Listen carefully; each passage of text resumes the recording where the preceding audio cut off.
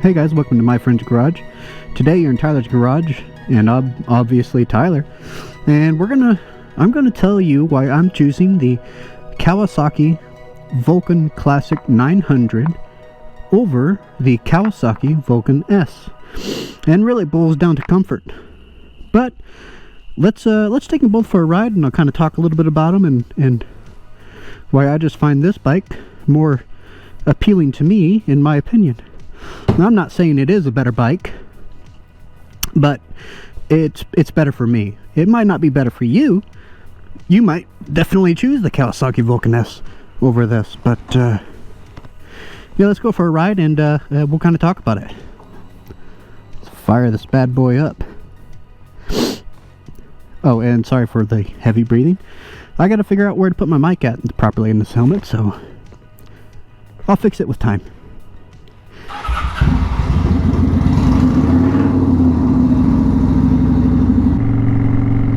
Alright guys, so here we are in the Kawasaki Vulcan Classic 900, and let's talk about the elephant in the room between these two bikes. Well, one of the major things between these two bikes. And one of the things is their exhaust note, and you know, this one being a V-twin, you know, more traditional style in that aspect, and it sounds kind of like it a lot, you know, it just sounds better.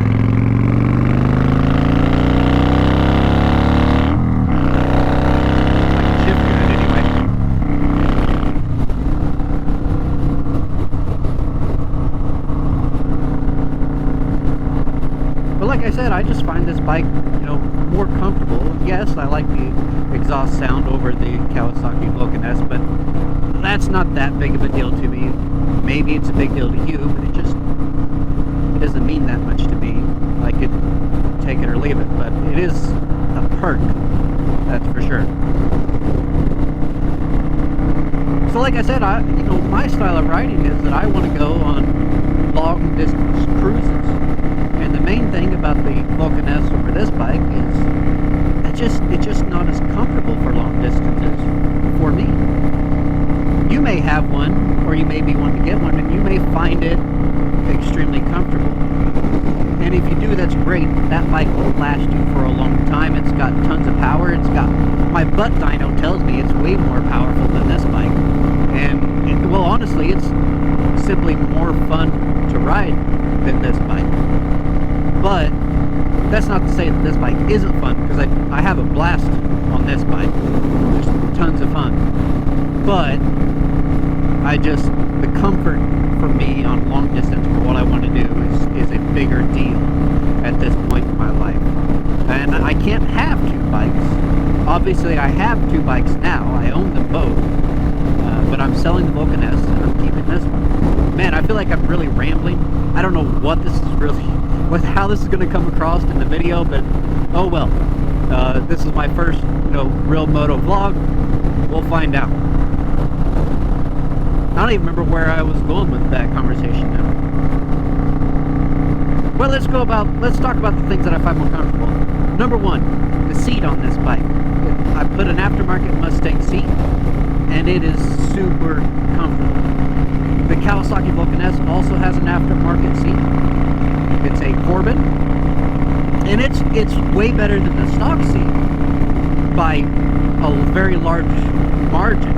In fact, one aspect about that as well is it's got a cup in the back where when you really get underneath hard acceleration, it holds you in place.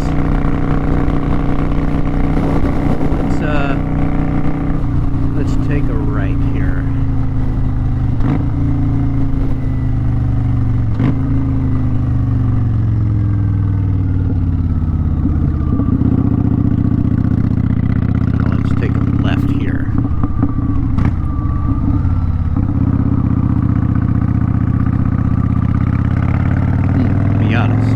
Love those.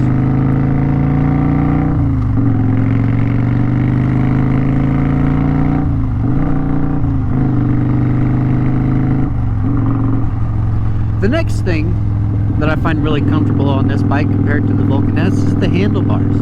I really like this wide stance where they come back to me. On this bike, I definitely don't have to reach forward for the handlebars. And on the I'm hunched over just a little bit more than I need to be, so I can't really sit up straight. This bike, I definitely can sit up straight, that is. The very next thing is floorboards. This bike has floorboards, and I find floorboards way more comfortable than pegs. But they say you'll get more lean angle if you have pegs. I don't know. For me, comfort-wise, I would trade the lean angle for comfort. So I would go with floorboards.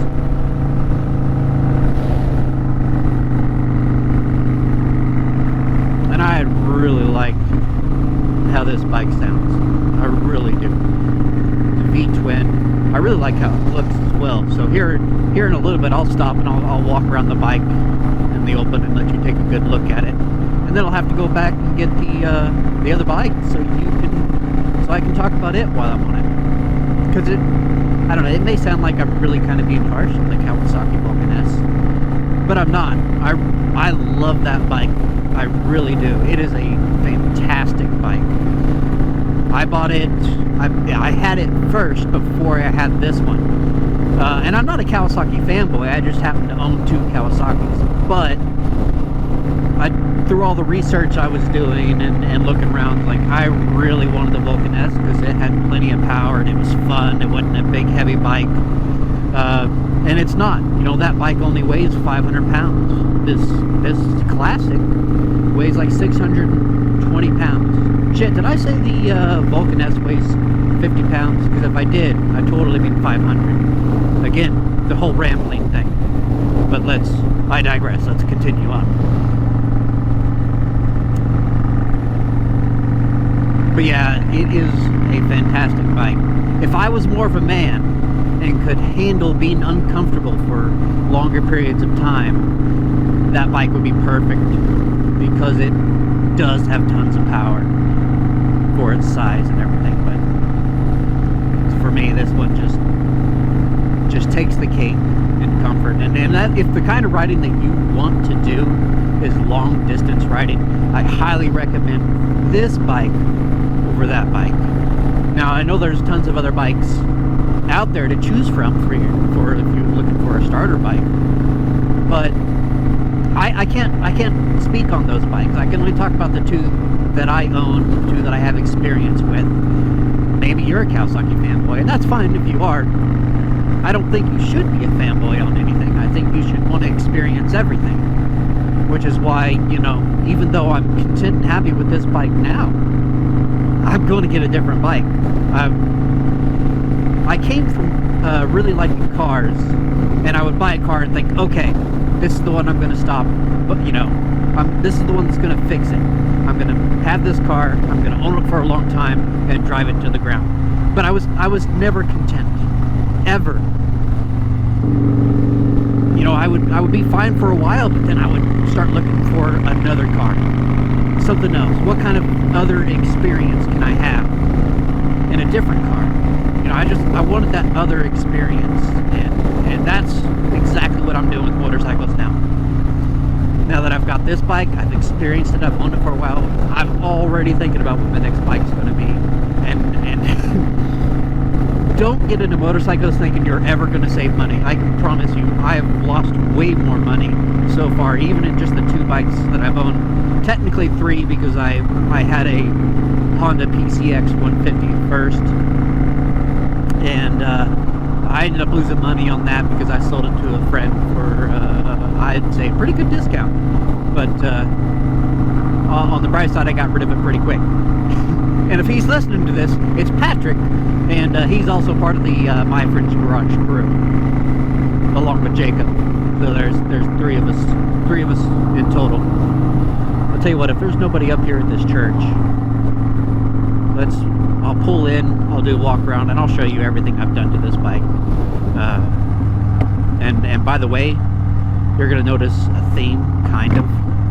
I don't have the sissy bag on here, the sissy bar bag, but well, let me just pull over here and hop off and let you see. I'll also I'll let you, I'll leave her on for a second so you can get a good listen. Well, you know what? It doesn't really matter. You probably can't pick it up super well. You've heard it on the ride over, so let's turn it off. All right, so let's walk around. Let's walk around it real quick. So you can see, and oh, that sun's probably going to really screw everything up. But I mean, looks-wise, I didn't mention that earlier, but I've grown to like the looks more of this classic bike over the other bike, over the Vulcan S, by quite a bit. White wool tires, I absolutely love them. My buddies make fun of me because they're hard to keep clean. As you can see, they're dirty now, but I'm actually getting ready to get new tires, front and rear. So I haven't messed with cleaning them for a while. As you can see, I got Viking saddlebags. Got the buckles on them. And also got this sissy bar here. Now this sissy bar had a backrest, and there's two tabs that would have stuck out right here and here where you would attach the backrest, but I cut them off, and I like this, you know, more naked look quite a bit better. So yeah, she probably thinks I'm weird just walking around and looking at my bike. I'll tell you what, I bought this front fork bag thinking that would fit right here, and obviously it didn't fit. So I attached it up here, and it actually doesn't hit this, although it looks like it is now. It wasn't hitting that, but it's got buckles on it, as you can see. Yeah, so I named the bike Buckles because it's got 4 buckles on the back there, 3 right here on this bag, and my sissy bar bag, which I don't have on the bike right now, goes on here, has another, like, say 2, 3, 4, 5, 6. It might have like 6 buckles on it as well. And I bought it because I had buckles on it. It's like, well, it kind of looks like it goes with the theme, so that's what I did. But man, I do really like the look of this bike. You can see the sissy bar. Sissy bar. There's the Mustang seat there. I really enjoy it. I got a good deal on that. It was used. And then I got crash bars on it as well. Got them off Amazon. Didn't pay a lot of money for them. I'm not gonna lie, I don't think I would really trust these very well if I was going to any kind of actual speed and I was to have dropped the bike. I doubt they're really going to save much, but I could be wrong. And as for the exhaust, I've got Cobra dragsters, I believe is what they're called. I got them used from a guy that he put them on his bike, said it was way too loud, and so he took them right back off. And he put them up on Facebook.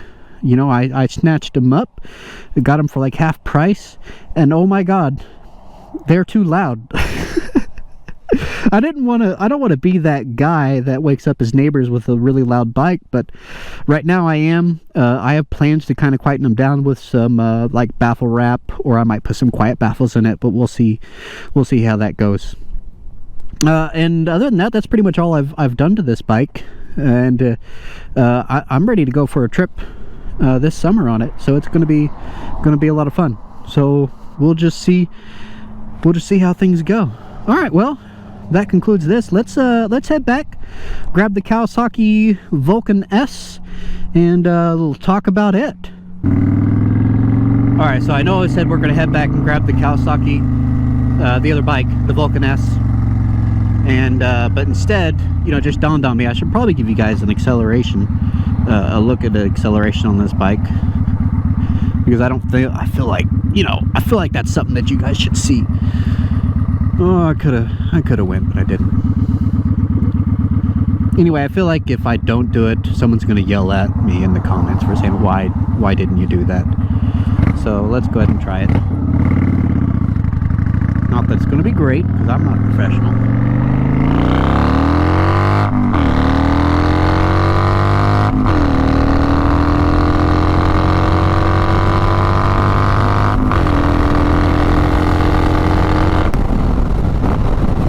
Okay, I'll try to do that exact same pull out and acceleration test with the Vulcan S. That way maybe I can compare them, or it'll help you guys compare a little bit. But I'm telling you right now that this bike, I at least in feeling. No, I haven't put them head to head to actually see. Horsepower wise, I think they're actually pretty close. And I don't know those numbers off the top of my head, but they just make power differently. We got a V-twin here that doesn't, well actually I have no idea how high this revs because I don't have a tachometer. But yeah, the other bike, I wouldn't say it's like 50 horsepower, 56 horsepower between the two. I think this one's around the 50, that one's around 56. I couldn't say the torque numbers because I have no idea. But there's probably tons of information out there on that kind of stuff, so I'll let you guys do that work for me. No, I don't know if I'm going to mention this or not. I don't know if I'm going to use this or not. But on this bike, you know, it's all analog displays except for the odometer and stuff. And that'll tell you the time and everything too. But you got your speedometer, you got your fuel gauge, you got your blinker, you got your bright light, and you got your neutral light, just in case you were curious. I'll talk about this on the Vulcan S because the Vulcan S has this bike beat in every way when it comes to its display and everything, and all the information you can get from it. The tack is nice, but I only like that because I like it for informational I just like it for informational purposes. Oh, that looks kind of pretty up there. I don't know if you guys can see that, but I think it looks pretty.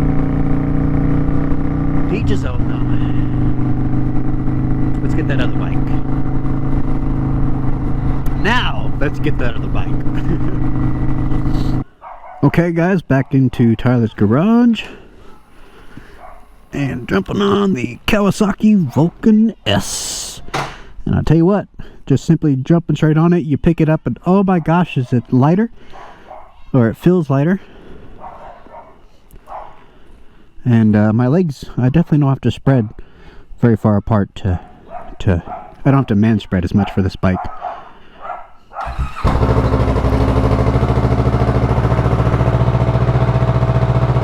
There we go, the parallel twin. As you can hear, it started up, and it just doesn't have that that V-twin sound that bike has. That more traditional style sound, I guess, for a cruiser, or what you might consider that you would hear if you had a cruiser. Anyway, let's get down the road because we're losing daylight. Alright guys, so here we are on the Vulcan S, and I'm cruising down the road. 6th gear, 50 miles an hour. Let's go ahead and talk about the gauge real quick, but in case if anybody's ever wondering, is this digital gauge ever hard to see during the brightest, sunniest day ever? Well, no, I've never had any issues with it. I've always been able to read it. None whatsoever. But you can see I got the gear indicator right there. I got my tachometer right up there, which it's an analog, and the miles per hour, or the speedometer I should say, is digital. But it is a parallel twin, which means that the it's like a solid block up here in the front, and I know you can't see that, but instead of the V-twin, they're next to each other, okay? Somebody else can tell you, give you a better explanation than that. Not me. And here we go. Yeah, we are losing daylight fast.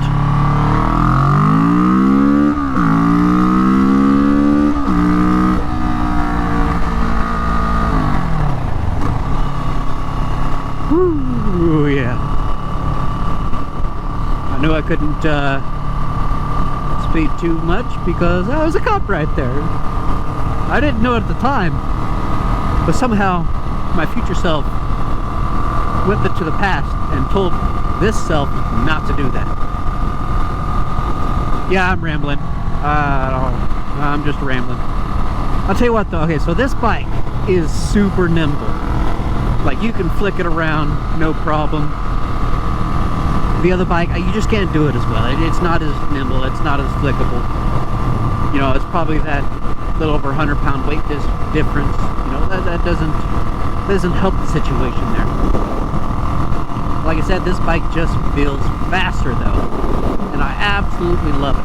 But like I said, the type of riding I want to do personally is long distance, and this bike has the power for that, but I'm just not as comfortable on it. The handlebars, I'm definitely hunched over a little bit more on this bike compared to the other one.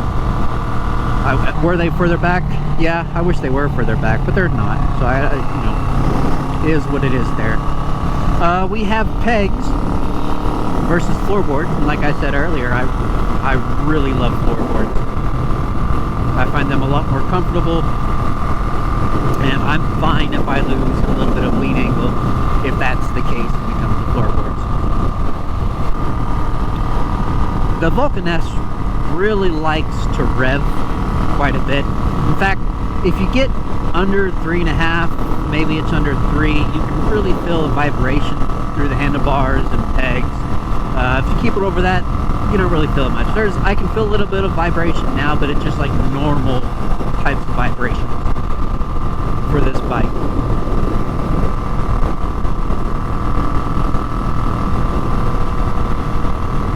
Another popo. Good thing I'm a good boy that they know of. All right, let's take it right up here like we did earlier.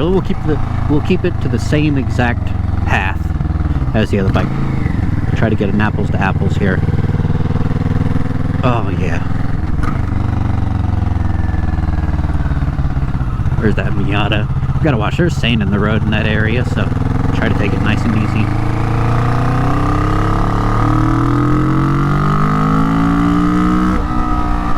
Oh, I'll tell you what, this bike brings a smile to my face. If I could afford to keep both bikes, I 100% would, but I had to dip into savings to pay for the bike, so I gotta sell this one and kind of replenish the savings. Also, it's going to go toward my next bike. Like I said, I'm already trying to figure out, what do I want to do next?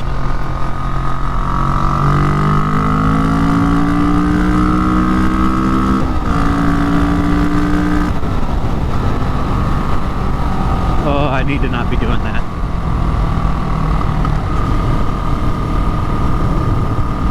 But this bike makes me want to. It makes me want to go fast.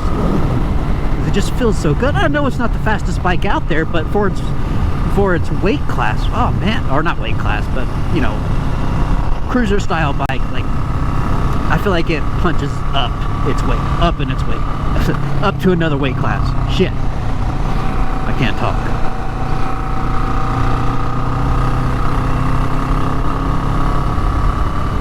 But it is just so nimble.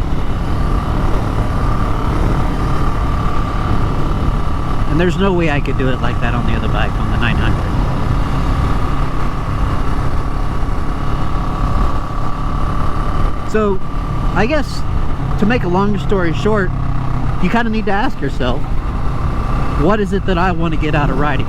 And if you're just starting out, you may not really know. You may not know if you really want to do the long trips.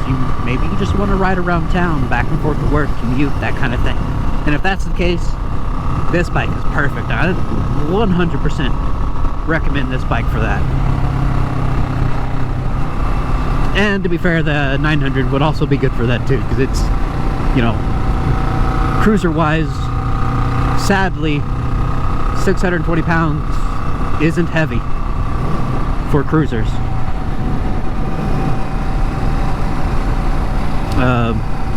Especially if you go up to a bagger and stuff, so which is what I want to do next, man. I really want a big old bagger.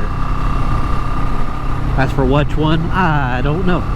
I'm leaning toward one, but I don't want to say it because maybe I'll surprise you guys on the channel in the future one day. Plus, I would like to surprise my buddies that are part of the channel as well. Just show up one day and it's like, oh, look at my new bike. Get their reaction on camera and stuff and see how that goes. Probably turn out crappy, probably like, well, this is time wasted, but yeah, I mean, you never know.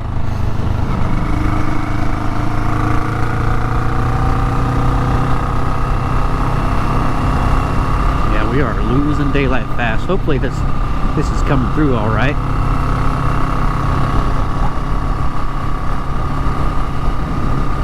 I I feel like this video is going to be longer than what I intended, but that's okay.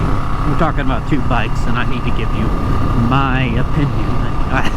Well, the way I said that, I need to give you my opinion.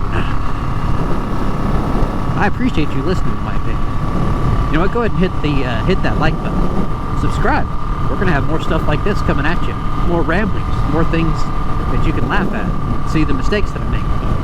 All the crappy shifting that I do, you know. I do it for you guys. For you guys. For you guys. I cracked myself up. We'll stop at this church up here and I'll get off the bike. I'll kind of walk around it. This is a really slick looking bike. I really do like how it looks. You know, I haven't talked about suspension on either bike, but I'm not that old. I'm in my mid-30s, and I don't find fault with either bike's suspension. You know, maybe maybe if I rode something really nice and good, okay, then I would be able to help you out there. But for my experiences, I just don't have an issue really with either bike suspension-wise.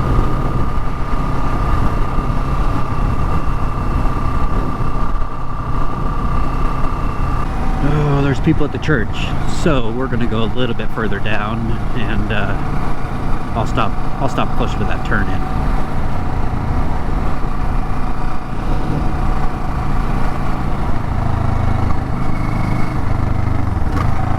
Yeah, I'll stop down here. Guys, I'm gonna do this one really quick, but I really haven't done much to this bike other than the saddlebags and seat, but we'll go ahead and talk about it and give you a nice good look at it at least, or try to. Let's put this in neutral. All right, yeah, we'll stop right here. Yeah. Oh, I always want to reach between my legs to get the key, just like the other bike. So here we are. You see, I got the Viking saddlebags. You know, I didn't mention it, but I should. So this is a 6-speed. The Classic is only a 5-speed. I wished it had another gear, but it doesn't.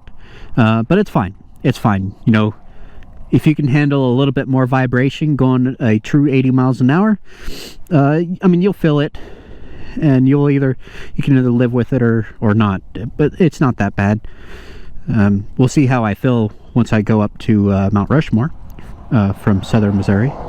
So I might change my mind on that after that trip. I may want to get something different immediately. But here we go. Parallel twin 650, same engine that's in the Ninja. Viking saddlebags. I really like these things. But that Corbin seat, you know, I really like this seat. It cups you and holds you good, but, you know, still hurts my tailbone after long periods of time. They don't make Mustang seats for Kawasaki Vulcan S's, so it is what it is there. Exhaust wise, and maybe you can tell, maybe you can't, it is stock exhaust, but I drilled some holes in it to help bring out that sound, bring out the sound a little bit more. If I didn't do that, it kind of sounds like the Jetsons car, if you ever seen that cartoon, which everybody probably knows what the Jetsons car sounds like. But it kind of sounds like that if you don't. And I could put an aftermarket exhaust, but like I said, I'm selling this bike for my future bike fund and to put money back in savings, so it is what it is. But it is, I mean, it is a good looking bike. Can I get down here without falling? It really is. Man, I'm gonna miss it. Oh, chain drive versus belt drive as well. This one's chain, so you're gonna have to do chain maintenance on it, which isn't, that's not a big deal. Not a big deal at all. Alright, well, let's go ahead and head back. I'll end this video, but before I do, we're gonna get an acceleration here. Try to do it kind of the way we did it the first time with the Classic. So let's do that.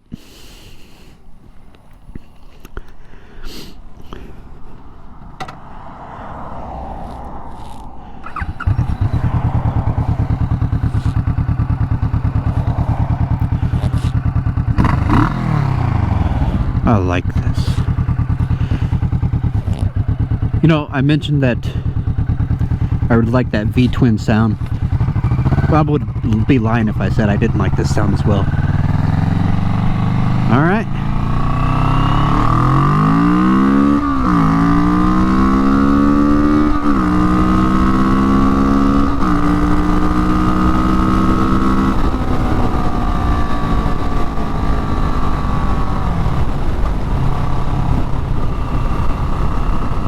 There we go. Man, this bike is just simply so much fun. God. You know, all in all, it's really going to be up to you and what your preference is and what works for you. By no way am I saying that the Kawasaki Vulcan Classic 900 is better than the legendary Kawasaki Vulcan S. I'm not saying that at all. I really love this bike and I would keep it if I could. But, you know, life just isn't fair. What are you gonna do? Oh, you know what? It would also help if I told you guys I am approximately right at about 6 foot, 5'11", somewhere right in that area. I'm 220 some odd pounds. My inseam, God, I think it's somewhere around 30. Maybe it's 28. I don't know. Between 28 and 30. You can flat foot either one of these bikes if you're a normal sized person. Seat heights aren't that tall. I would give you the number if I do it, but I don't. Alright, well guys, that's going to wrap it up for this video. If you enjoyed the video, please smash that thumbs up button, give us a like, and that way more people can see it, because obviously we're starting out on the channel, so we need all the help we can get. If you did not like this video, go ahead and hit that thumbs up button, but tell me what you didn't like. If you think it sounded like I was just talking out of my ass, well, I hate to break it to you. Well, not even break it to you. You already figured that one out. But yeah, I'm talking out of my ass, so you got me. But also, if you didn't like the video, blame it on Patrick down in the comments, and that way I can see all the people crap talking him, and he's going to wonder what the heck is going on and why is he getting so much crap talk. Yeah, as a joke toward Patrick. You know, at least I find it funny. You know, blame it on Patrick. So yeah, you guys have a good day. Well, I don't have any cool sign-off things, so the dog got me. I was watching him though. Alright, you guys have a great day or night, whatever it is. Just enjoy it.